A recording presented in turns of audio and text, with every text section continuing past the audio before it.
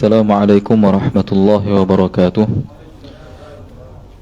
Bismillahirrahmanirrahim. Alhamdulillahi rabbil alamin. Wassalatu wassalamu ala rasulillahil amin wa habibi rabbil alamin, ala sayyidina Muhammadin tahal amin wa ala alihi wa sahbihi at-tayyibin at-tahirin.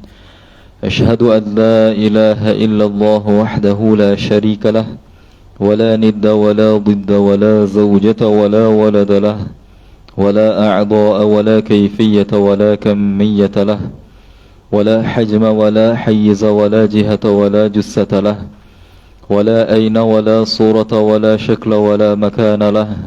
كان الله ولا مكان وهو الآن على ما عليه كان. فلا تضربوا لله الأمثال ولله المثل الأعلى.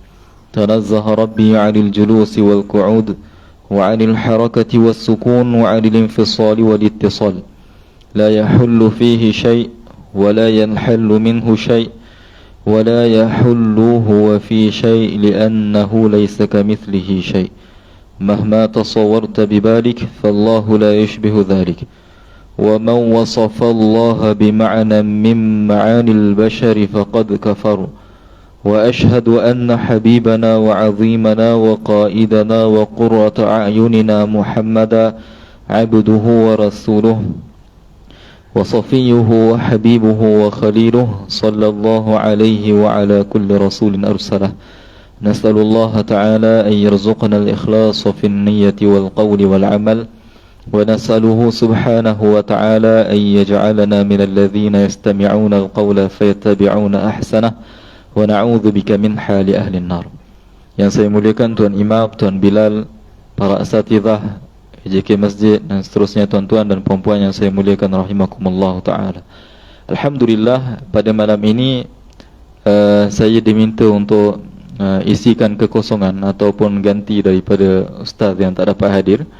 Jadi alhamdulillah ala kulli hal, Allah permudahkan urusan saya untuk datang ke sini dan permudahkan urusan tuan-tuan untuk hadir ke dalam majlis ilmu. Mudah-mudahan ianya memberi manfaat dan menjadi asbab bagi keampunan bagi dosa-dosa kita kerana Allah Subhanahu wa taala. Jadi alhamdulillah, pada malam ini suka untuk saya kongsikan satu nasihat daripada seorang yang tinggi dari sudut darjatnya di sisi Islam, yang mana dia ini adalah seorang yang keempat afdal daripada para sahabat.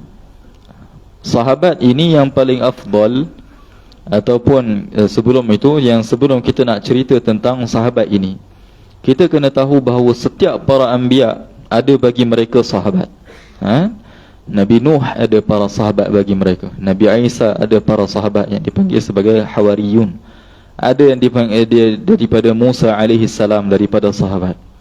Dan yang paling afdal di kalangan para sahabat, para anbiya, adalah sahabat bagi Nabi Muhammad sallallahu alaihi wasallam. Yang mereka ini kata ulama disebut sebagai al-muntajabin wa sahbihil muntajabin. Yakni apa maksud muntajabin? Maksudnya mereka ini, sahabat Rasulullah ini, adalah sahabat yang paling afdal di kalangan sahabat-sahabat para anbiya yang lain. Kenapa? Kerana mereka ini adalah sahabat bagi Nabi yang paling afdal. Nabi Muhammad adalah Nabi yang paling afdal, makhluk yang paling afdal. Jadi kerana itu, sahabat baginda Nabi diangkat sebagai sahabat yang paling afdal. Dan di kalangan mereka para sahabat baginda sallallahu alaihi wasallam ada ramai, tuan-tuan, ada ramai. Ada yang kita kenal nama dia, ada yang kita tak kenal nama dia. Yang paling afdal di kalangan para sahabat adalah Abu Bakar radhiyallahu anhu, Abdullah ibn Abi Quhafah. Ini nama Abu Bakar radhiyallahu anhu. Ini yang paling afdal, ataupun para ulama mengatakan Abu Bakar ini adalah wali yang paling afdal sepanjang zaman. Abu Bakar adalah ketua bagi para awliya sepanjang zaman. Kita dengar tentang kisah waliullah Said Ahmad Ar-Rifai. Kita dengar kisah tentang Syekh Abdul Qadir Jilani Al-Badawi. Ad-Dusuqi dan sebagainya. Semua para awliya yang besar. Kita tengok karamah dia dan sebagainya. Tetapi yang paling afdal, yang paling besar sekali daripada kalangan para awliya adalah Abu Bakar radhiyallahu anhu. Bahkan para ulama mengatakan Abu Bakar radhiyallahu anhu ini martabatnya lebih afdal daripada sebahagian daripada awam para malaikat.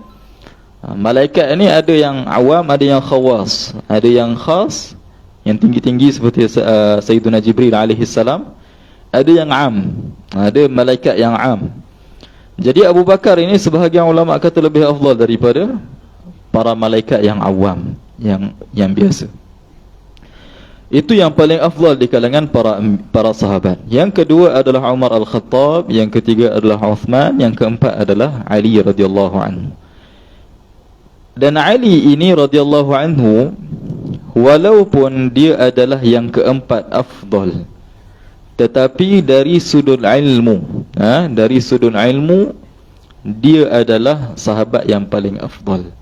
Maksudnya kalau kita tengok dari sudut martabat, darjat kemuliaan, Abu Bakar yang paling afdal, yang paling bijak, yang paling tawadhu', yang paling semua paling bagi Abu Bakar.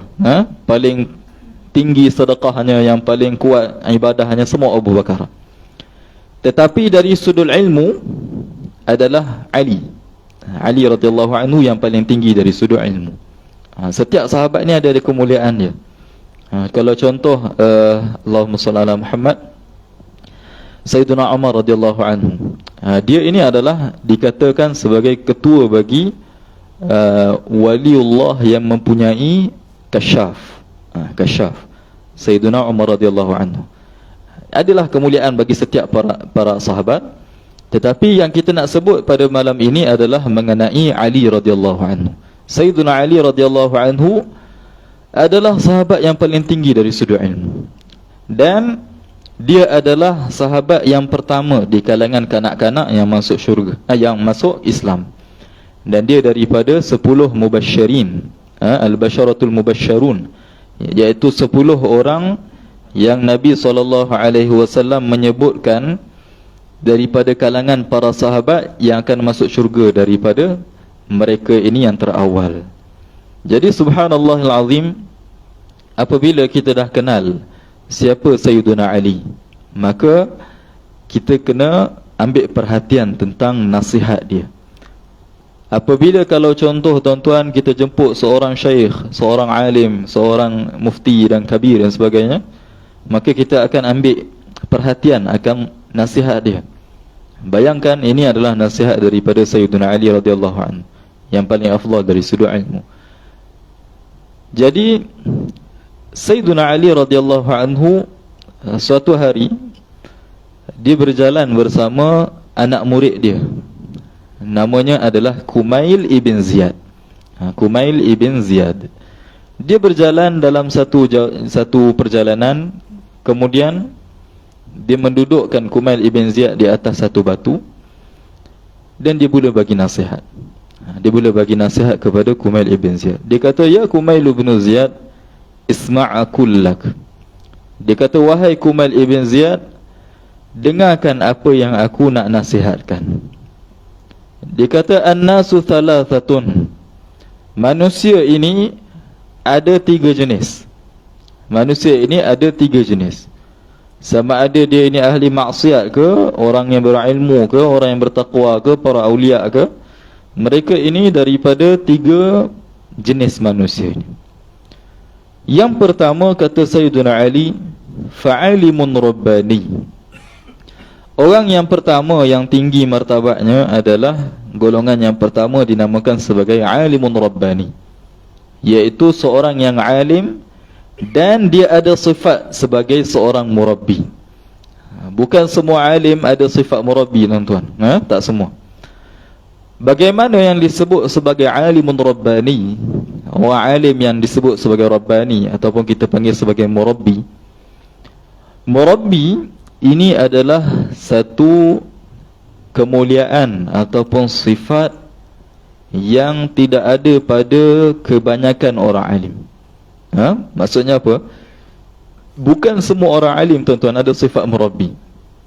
Kita tak menafikan kemuliaan orang alim, dan kita hormat dan kita menyanjung dan memuliakan orang alim. Tetapi bukan semua mereka itu ada sifat murabbi. Murabbi ini tuan-tuan adalah mereka yang dia tahu bagaimana nak buat tarbiyah bagi pelajar dia. Dia tahu bagaimana nak buat tarbiyah bagi anak murid dia, bagi orang yang menuntut ilmu dengan dia. Dia tahu bagaimana cara untuk mendidik pelajar dia sehingga jadi daripada orang yang alim. Ini sifat murabbi, iaitu kata ulama mereka ini akan mengajarkan anak muridnya daripada kitab yang mubtadi'in, kitab yang mukhtasarat, yang ringkasan-ringkasan. Kalau dekat sini tuan-tuan kita belajar fiqh, kita belajar kitab apa biasa yang untuk mubtadi'in, orang-orang boleh belajar. Kita belajar kitab Abi Syuja', kita belajar contoh Safinatun Najah dan sebagainya. Untuk mubtadi'in, jadi dia akan mulakan pelajarnya dengan kitab-kitab yang ringkas. Supaya apa? Supaya anak muridnya tahu apa perbahasan umum, pada perbahasan dasar, dan apa yang dimaksudkan oleh murad pengarang kitab dan sebagainya. Jadi dia syarah, kemudian dia akan buat hafalan bagi anak murid dia. Dia akan tasmi' pelajar dia. Kemudian dia akan buat imtihan bagi pelajar dia. Setelah dia dapat anak murid dia daripada orang yang tamakun, yang faham daripada kitab ini, baru dia bawa kepada kitab yang mutawassitat, yang sederhana, syarahan yang halul alfaz, yang biasa-biasa, yang syarah yang ringkas lah. Kemudian setelah dia lalui perkara yang sama, dia talaqi, dia hafal, dia muraja'ah, dia imtihan, kemudian baru dia naik kepada kitab yang mutawalat, yang panjang perbahasan dia.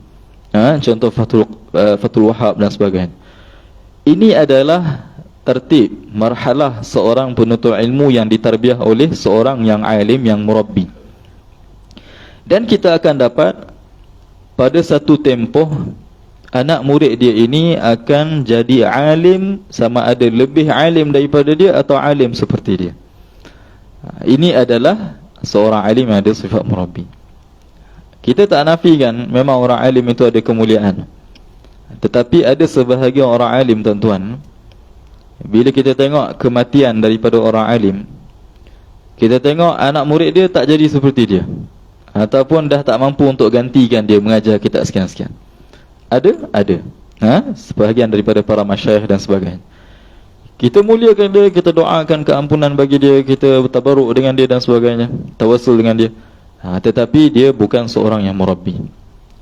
Orang yang murabbi special, ada lebih daripada martabat seorang yang alim. Contoh seorang alim di Fatani, nama dia Syekh Wan Ahmad Al-Fatani, yang mengarang kitab Faridatul Faraid. Kitab Jawi lah. Kitab Jawi Faridatul Faraid berkaitan dengan ilmu akidah. Dia ni seorang yang subhanallah sangat-sangat alim, yang ada sifat murabbi. Dia mengaji di Mekah lama. Dan kitab Faridatul Faraid ini kitab yang mubtadi'in bagi orang yang masuk pondok, mesti tak boleh terlepas daripada kitab ni. Subhanallah, nak ceritanya tentang dia ini alim dan ada sifat murabbi, kita tengok lahir daripada tangan-tangan dia para mufti. Subhanallah. Lahir daripada anak murid dia para awliyaillah, ramai. Antara anak murid dia adalah Tok Kenali, subhanallah, masyhur. Antara lagi ada sebahagian daripada para awliyaillah yang lain. Dan Tok Kenali, kita maklum dengan dia kealiman dia dan kewalian dia.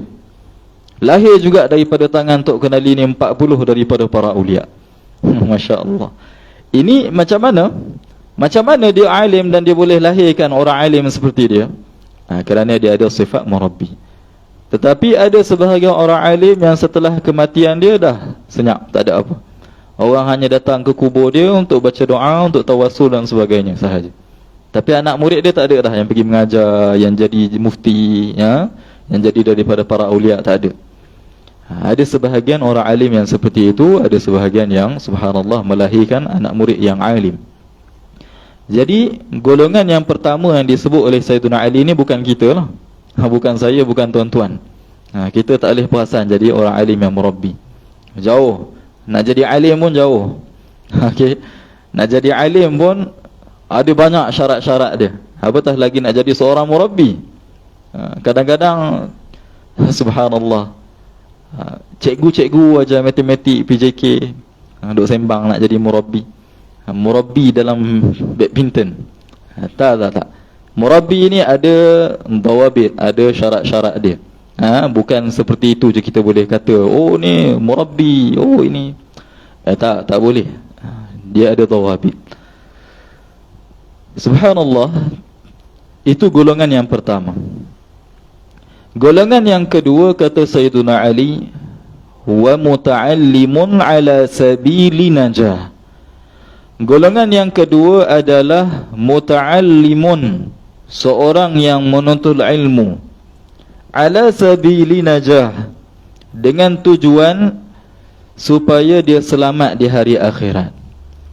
Dia menuntut ilmu agama dengan tujuan supaya dia ini masuk ke dalam syurga, supaya amalan soleh dia itu bertepatan, berselari dengan syarak, supaya Allah Subhanahu wa ta'ala meredai akan amalan dia.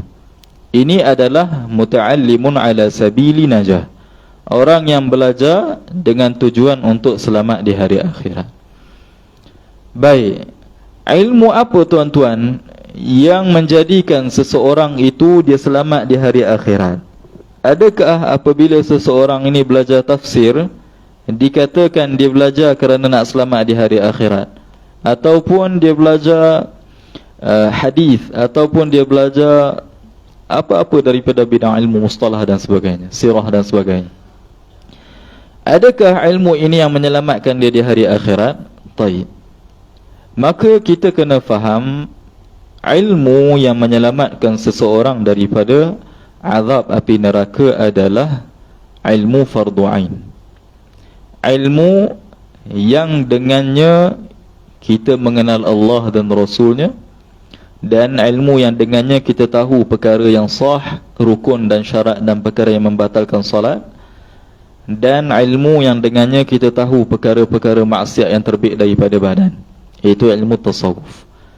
Tiga ilmu ini, aqidah, fiqh dan tasawuf, adalah ilmu yang daruri, yang hali, yang disebut sebagai ilmu fardu ain, yang mana dengan ilmu ini seseorang itu selamat di hari akhirat.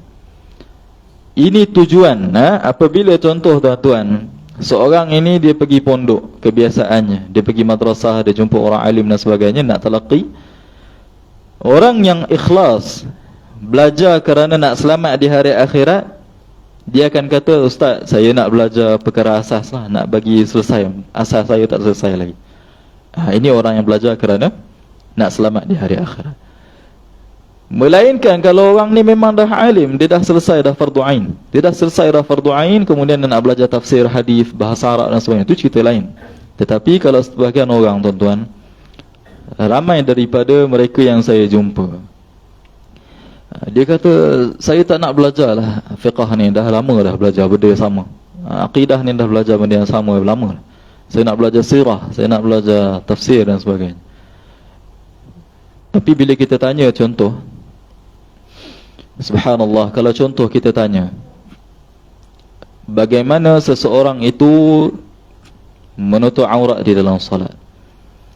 Adakah sah kalau contoh seseorang itu berpakaian yang membuka sebahagian besar kolor dia, kemudian ketika rukuk dapat dilihat auratnya daripada paras atas? Adakah sah? Dia tak tahu dan dia kata tak ada masalah. Adakah perempuan yang pakai telekung 2 pieces, contoh, telekung 2 layer, ketika rukuk andaikan dapat dilihat lengannya daripada paras lutut, adakah sah? Disebut dalam kitab-kitab fardu ain, kitab yang asas, bahawa ini tidak sah. Faham? Contoh tuan-tuan, kalau contoh bayangkan perempuan ini, isteri-isteri tuan-tuan, dia pakai telekung 2 pieces, kemudian dia rukuk. Dia pakai lengan pendek. Dia pakai lengan pendek. Jadi bila rukuk tersebut, boleh dapat ada lihat lengan dia. Boleh daripada paras mana? Daripada paras lutut atau betis. Maka ini tidak dimaafkan. Kerana menutup aurat dalam solat ialah menutup daripada dilihat dari semua sudut, melainkan daripada paras bawah aurat. Itu baru dimaafkan. Jadi betis daripada pandangan lutut, ini bukan paras bawah aurat, maka ini tidak dimaafkan. Jadi sebahagian orang yang tak tahu tentang perbahasan hukum ini, sedangkan ia fardu ain. Ramai daripada mereka yang subhanallah nak salat, angkat takbir tak sah. Subhanallah, contoh saya bagi contoh. Dia angkat takbir, Allahu Akbar. Apa yang salah sini? Apa yang salah? Dia telah tukarkan akbar kepada wakbar. Para ulama Syafi'iyah kata tidak sah. Allahu Akbar tidak sah, kata ulama Syafi'iyah. Kalau dia menjadi imam dengan bacaan takbir seperti itu, maka subhanallahil azim, memberi kesan kepada keseluruhan jemaah. Ataupun dia baca Allahu Akbar, ataupun dia baca Allahu Akbar, atau dia baca Allahu Akbar, ini semua disebut dalam kitab-kitab fiqh Syafi'iyah yang fardu ain, bahawa ianya menjadikan takbirnya tidak sah dan solatnya tidak sah. Maka apabila kita sebut tentang perkara ini, tujuannya apa? Supaya kita nak memberi penjelasan bahawa ilmu fardu ain bukan semata-mata seseorang ini dia hanya buat gambaran. Dia hanya buat gambaran bentuk solat, kemudian ambil gambaran bentuk wudu, bagi salam dan sebagainya. Bukan semata-mata macam tu, tuan-tuan.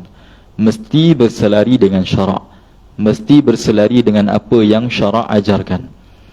Kalau seseorang ini dia hanya buat gambaran, contoh saya bagi, tuan-tuan, insya-Allah, alhamdulillah, mungkin insya-Allah, andaikan seorang ni dia nak berubah, dia nak berubah, kemudian kita bawa dia pergi masjid tanpa dia ajar bagaimana nak buat solat dan sebagainya. Dia angkat takbir, kemudian dia tengok kanan kiri, dia baca alhamdulillah dengan ha, suratul ladzi dia baca dengan zi. Masya-Allah, masya-Allah. Adakah dengan cara ini, tuan-tuan, kita nak buat dakwah kepada seseorang yang nak buat solat dengan cara kita suruh mereka solat tanpa ajar fardu ain? Ini bukan jalan dia.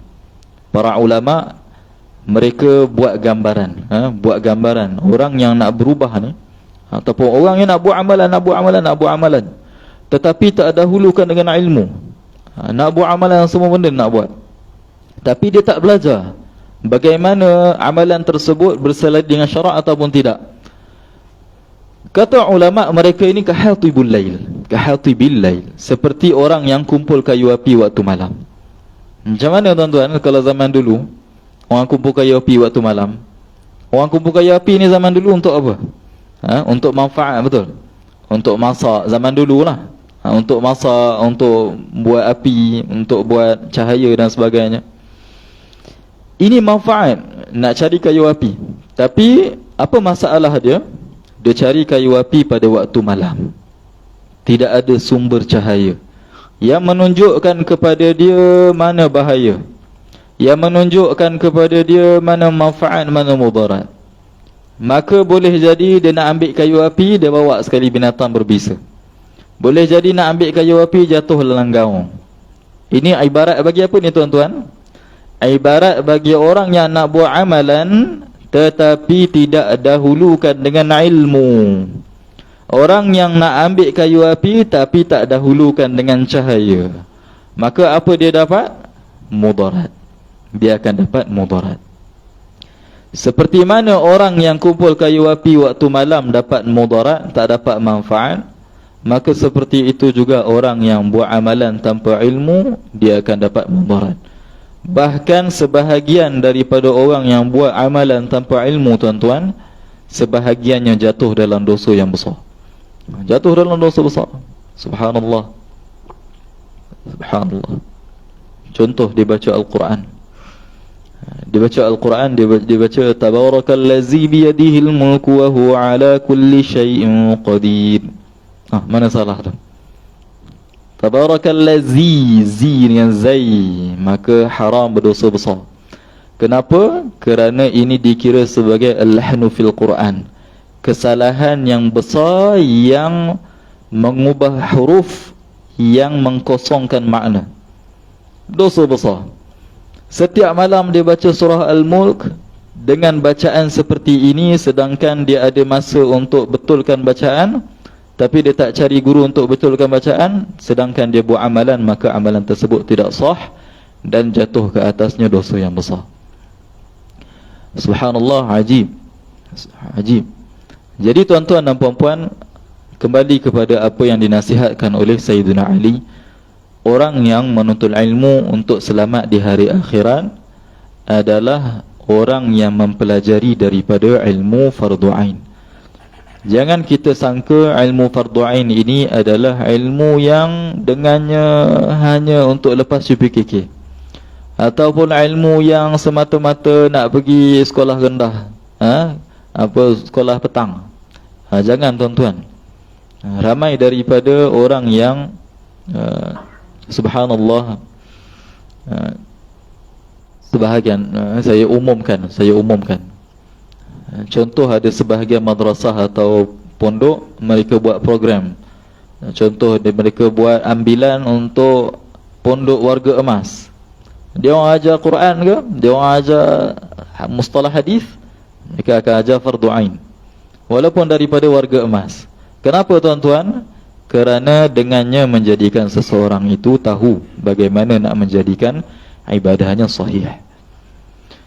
Jadi apabila kita faham orang yang menuntut ilmu nak ada selamat di hari akhirat ini adalah dengan belajar fardu ain. Ada sebahagian orang, mereka menuntut ilmu, dah betul dah jalan tu menuntut ilmu, tetapi bukan nak selamat di hari akhirat.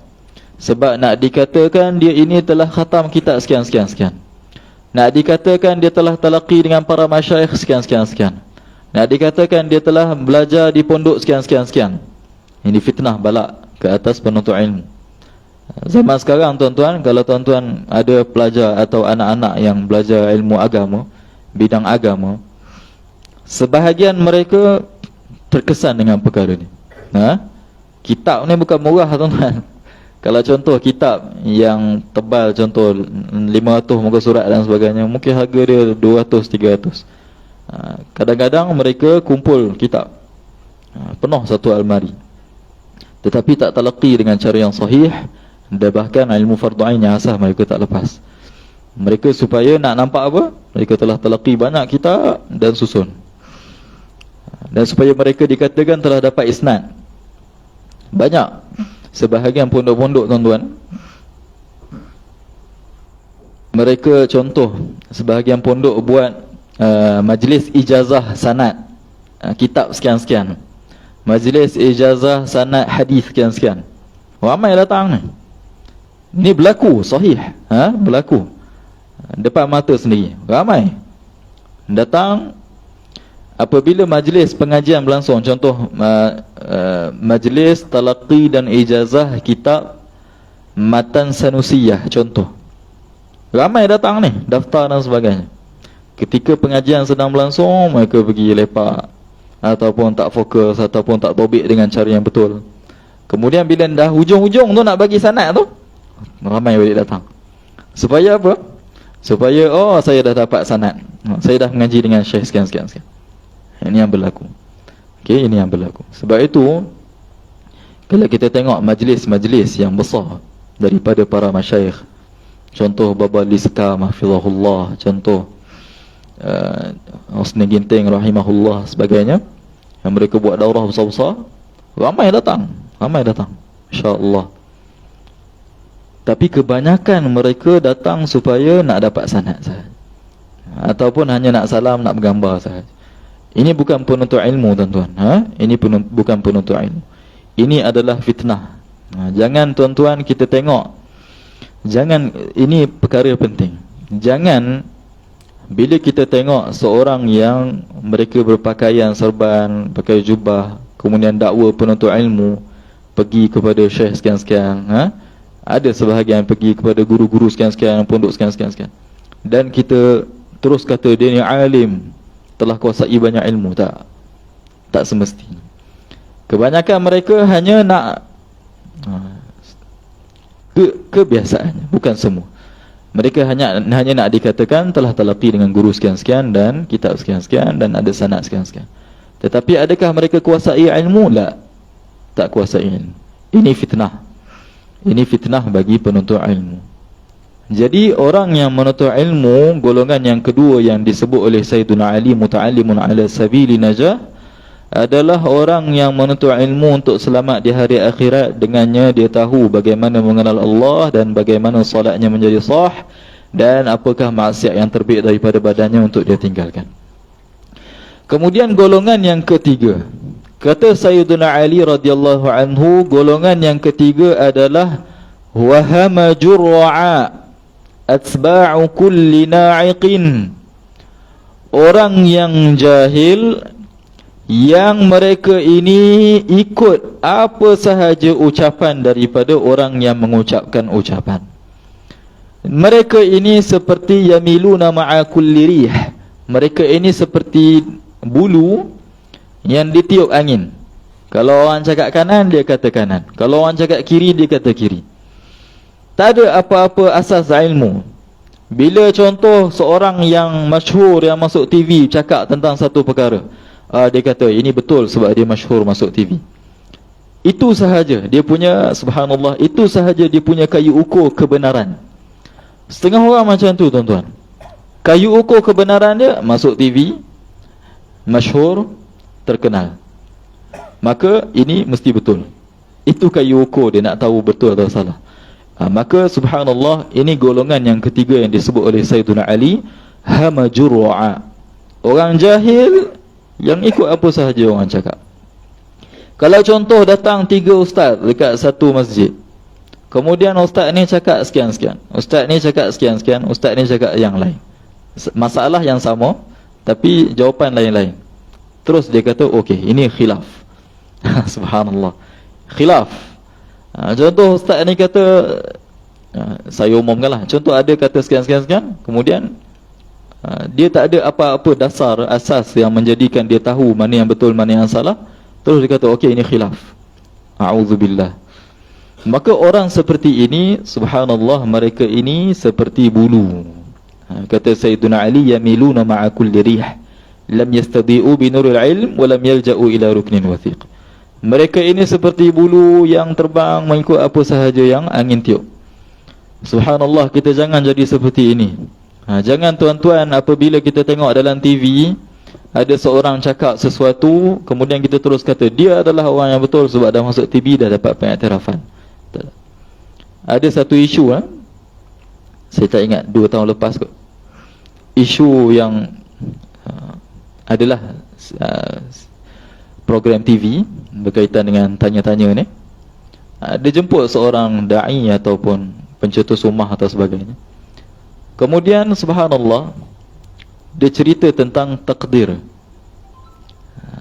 Kita sebagai umat Islam, tuan-tuan, wajib meyakini takdir Allah tak berubah, walaupun dengan doa, walaupun dengan usaha, walaupun dengan ibadah, dengan ketaatan, tak berubah. Takdir Allah la yataghayyar wa la yatabaddal. Subhanallah, dia kata takdir Allah ini ada yang tak berubah dan ada yang berubah. Kemudian dia cerita tentang takdir yang mu'allaq. Dia kata takdir yang mu'allaq ni maksudnya Allah mengubah takdir yang azaliyah. Kemudian banyak ustaz-ustaz tegur dia. Hatta dalam TV sendiri, masuk TV tegur balik dia masalah.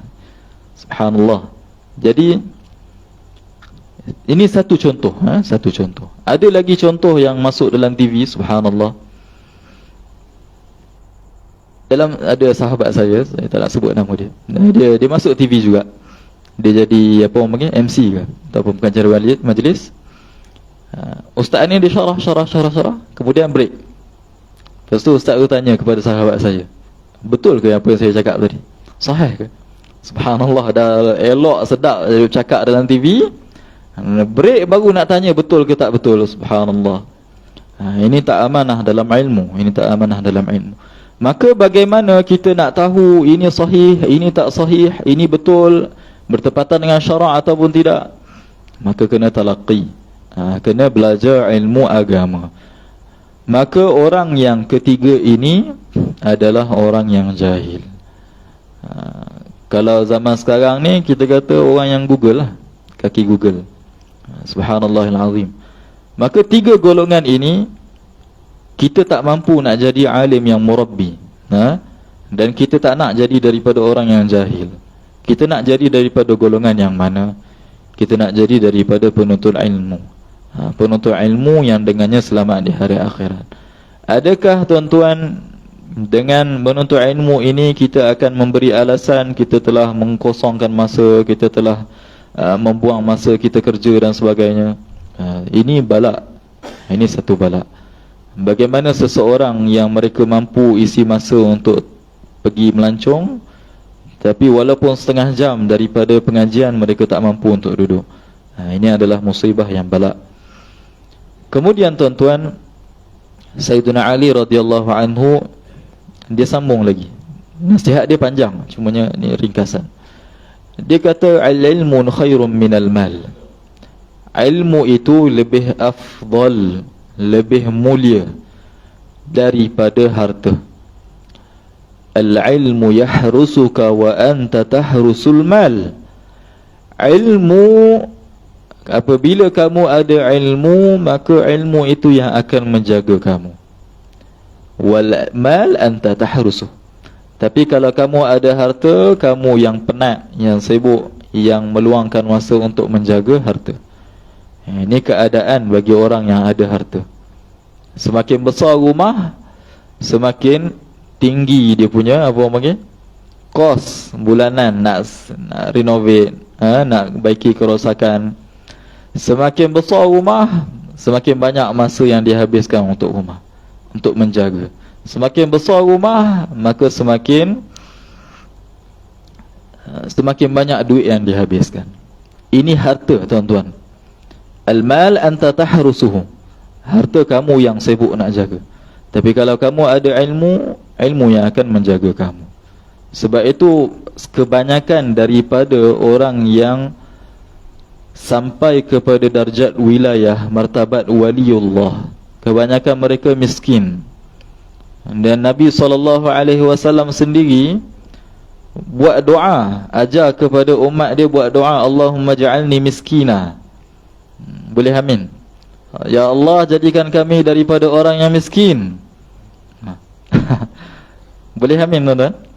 Ini doa Nabi SAW. Jadikan kami daripada orang yang miskin. Kenapa, tuan-tuan?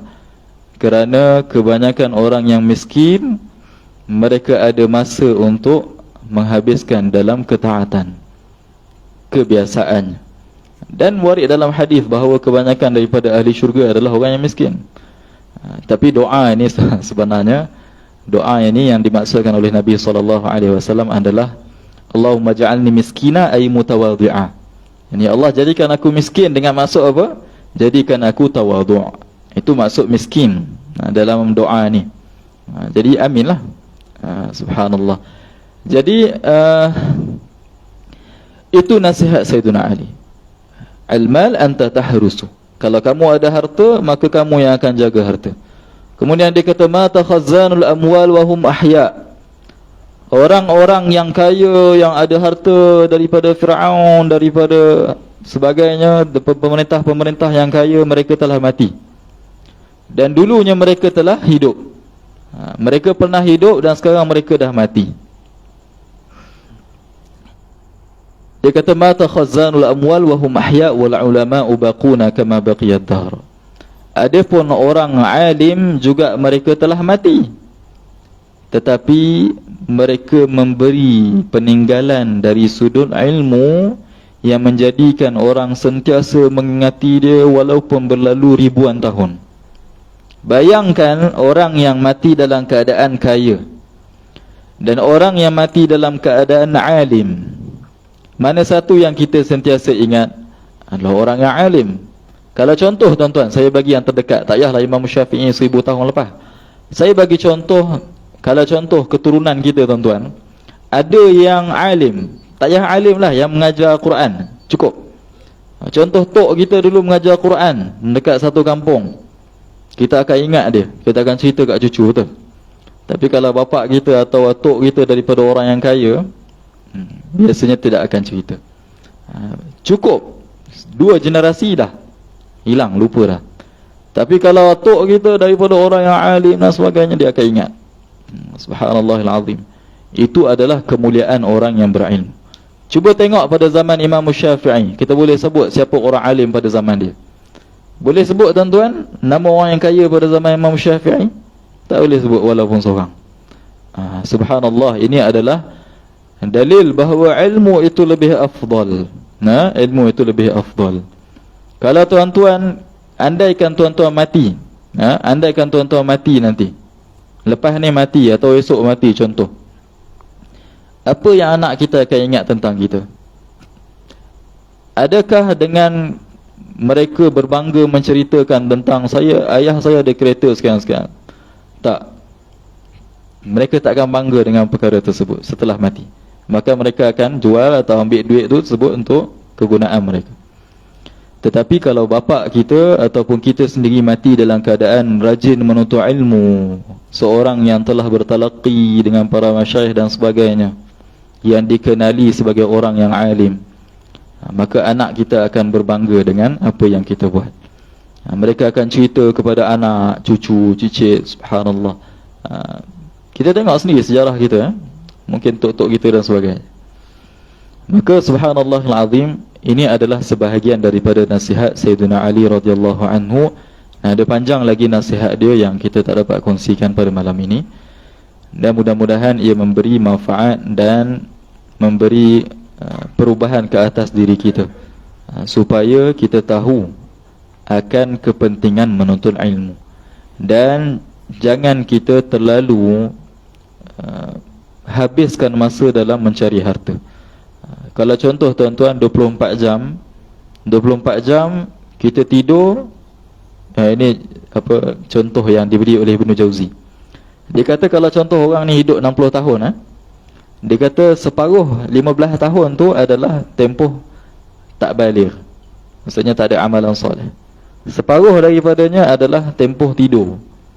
Kemudian separuh lagi tempoh untuk kerja. Berapa baki daripada amalan soleh yang kita buat dalam tempoh 60 tahun? Bayang tuan-tuan, faham? Ini kata Ibnul Jauzi.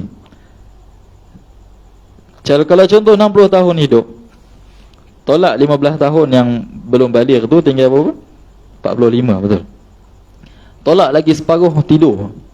Kalau rajin kira, tengok separuh tidur. Subhanallah. Separuh daripada 45 tu adalah tidur. Baki itu adalah mungkin makan saja dah 3 jam sehari. Nyembang, maka berapa kadar yang kita tinggalkan untuk agama, untuk talaqi. Jadi apabila kita faham, maka kita tidak akan tinggalkan daripada pengajian ilmu agama walaupun sehari. Jadi sampai sini, barakallahu fikum wa ahsanallahu ilaikum wa jazakumullahu ta'ala kulla khair, wallahu subhanahu wa ta'ala a'lamu wa ahkam. Bismillahirrahmanirrahim. Alhamdulillahi rabbil alamin, wassalatu wassalamu ala rasulillahil amin wa ala alihi wa sahbihi at-tayyibin at-tahirin. Allahumma ighfir lana dhunubana wa liwalidina warhamhum kama rabbawna shighara, waghfir li muallimina wa li mashayikhina wajzihim 'anna khaira. Allahumma arzuqna ru'yatan nabiy sallallahu alaihi wasallam fil manami ala suratihi al-asliyah fi hadhihi al-lailah wa fi kulli lailah. Warzuqna syafa'atahu wa ziyaratahu wa mujawaratahu sallallahu alaihi wasallam fil firdausil a'la ya karim. Walhamdulillahi rabbil alamin. Assalamualaikum.